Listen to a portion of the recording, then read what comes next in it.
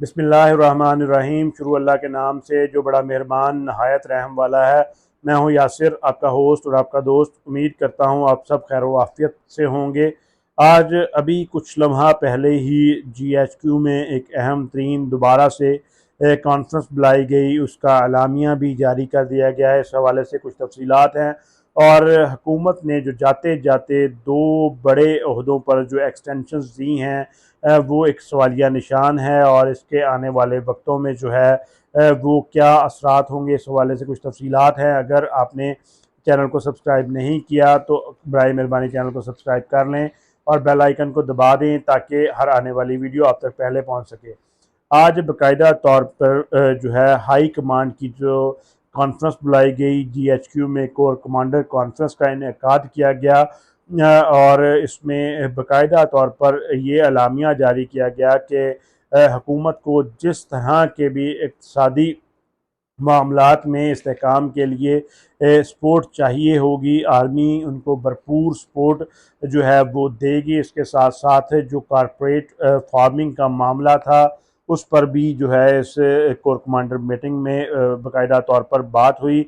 Single bench की तरफ से इस फार्मिंग को जो है वो गैर कानूनी करार देते हुए ये अराजी जो ट्रांसफ़र की जानी थी उसका मामला रोक दिया गया था, लेकिन आज जो डबल बेंच है उसने सिंगल बेंच के फैसले को उड़ा कर रख दिया है और अब इस फैसले का मतलब ये है कि अब जो 7 लाख एकड़ अराजी थी वो बाकायदा तौर पर जो है इस्टेब्लिशमेंट को दी जाएगी और कारपोरेट फार्मिंग होगी और इससे मुल्क को इक़्तिसादी तौर पर इस्तेहकाम देने की जो है वो कोशिश की जाएगी। और आज वाज़ेह तौर पर जो है वो कोर कमांडर कमेटी की तरफ से ये ऐलान कर दिया गया है कि माशी हालात को बेहतर बनाने के लिए, उनमें इस्तेहकाम लाने के लिए हुकूमत जो है वो हुकूमत जो इस्टेब्लिशमेंट है वो हुकूमत का भरपूर साथ देगी। इस बात का जो इंडिया है वो पहले भी चीफ ऑफ आर्मी स्टाफ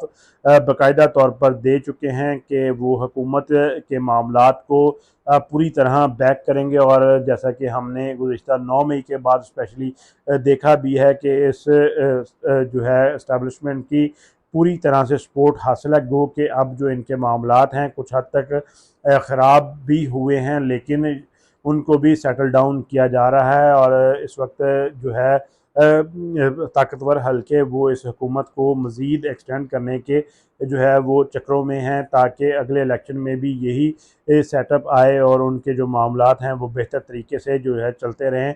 और इसके साथ साथ इस हुकूमत ने जाते हुए जो है वो दो बड़ी एक्सटेंशंस दी हैं।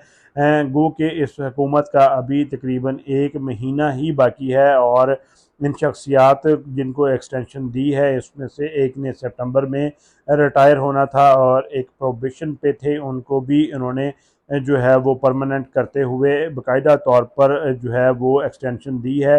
इसमें पहली जो एक्सटेंशन दी गई है वो IB के जो हैं DGIB उनको एक्सटेंशन दी गई है और ये असद साहब हैं, इनको बाकायदा तौर पर अब 3 साल की जो है वो एक्सटेंशन दे दी गई है। ये एक प्राइवेट IB जो है वो प्राइवेटली जो है वो काम करती है और ये ISI और IM सॉरी IB के नीचे जो है वो समझा जाता है इसको। और साथ साथ इनको ये जो थे इनको पहले ये प्रोबेशन पे DG के तौर पर काम कर रहे थे लेकिन अब इनको बाकायदा तौर पर परमानेंट करते हुए 3 साल का जो है वो एक्सटेंशन दी गई है।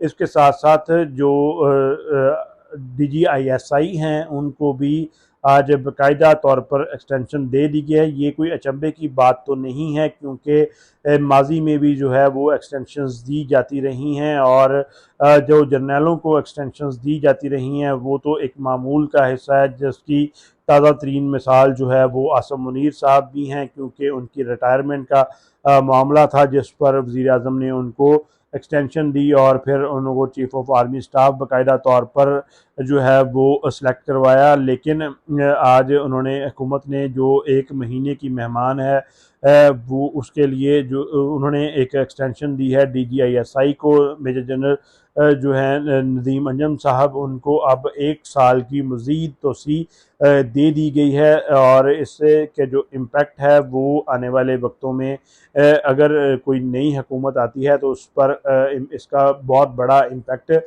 पड़ेगा। दोनों ही बड़े हसास तरीन अदारे हैं और दोनों की जो बड़े ही हसास किस्म के ये ओहदे हैं जिन पर एक्सटेंशंस दी गई हैं। ये एक्सटेंशंस बेसिकली देने का मकसद ये है कि अगर किसी तरीके से इमरान खान साहब जो है वो इक़्तिदार में आ जाएं तो इन लोगों के ज़रिए से जो है वो हुकूमत फिर से इमरान खान साहब को कमज़ोर करे और उनके ख़िलाफ़ कोई मुहिम चला सके और अपनी दोबारा से जो है वो जड़ें मजबूत करें। इन लोगों को अब इस वजह से एक्सटेंशन दी गई है क्योंकि स्पेशली जो DGISI है मेजर नदीम अंजम, उन्होंने सितंबर में रिटायर होना था, जबकि अगस्त में जो है वो हुकूमत ने चले जाना था और केयर टेकर सेटअप आ जाना था। इसमें केयर टेकर सेटअप जो है वो कोई भी DGISI लगा सकता था या फिर नवंबर में इलेक्शन, अक्टूबर या नवंबर में इलेक्शन होने थे तो नहीं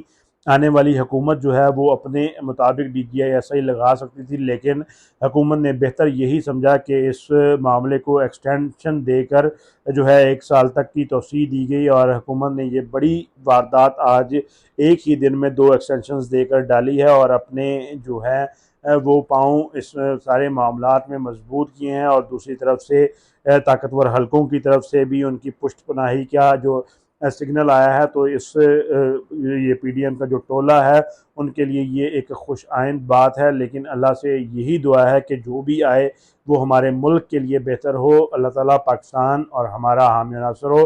पाकिस्तान जिंदाबाद। अस्सलाम वालेकुम।